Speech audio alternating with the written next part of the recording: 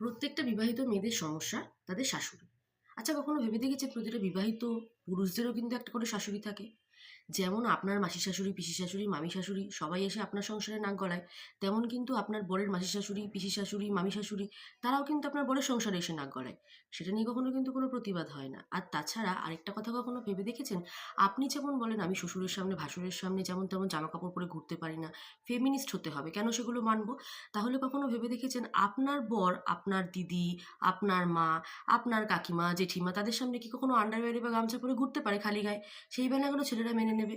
যেমন একতরফা আপনারা বলে যাচ্ছেন ফেমিনিস্ট হতে হবে, ফেমিনিস্ট হতে হবে, তেমন এটাও তো ভেবে দেখবেন যে সব সমস্যাগুলো কিন্তু ছেলেদেরও সমান পালন করতে হয়। হ্যাঁ, এখন বলবেন সব বাড়ির মেয়েরা সুযোগ পায় না, তেমন কিন্তু কখনো ভেবে দেখবেন সব বাড়ির ছেলেরাও সুযোগ পায় না।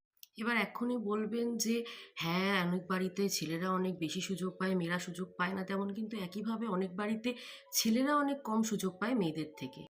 এবার যারা ফেমিনিস্ট আছেন তারা কিন্তু এসে প্লিজ কমেন্ট বক্স ভরিয়ে দেবেন না ফেমিনিস্ট আমিও, কেননা আমি মহিলাদের সাপোর্ট করি। তার মানে এটা নয় যে ছেলেদের নিচু দেখাতে হবে। কখনো ভেবে দেখবেন আপনার শাশুড়ি, আপনার শ্বশুর, আপনার শ্বশুরবাড়ির সবাইকে নিয়ে যতটা প্রবলেম হয় ততটা কিন্তু আপনার বরেরও তার শ্বশুরবাড়ির সবাইকে নিয়ে প্রবলেম হতে পারে।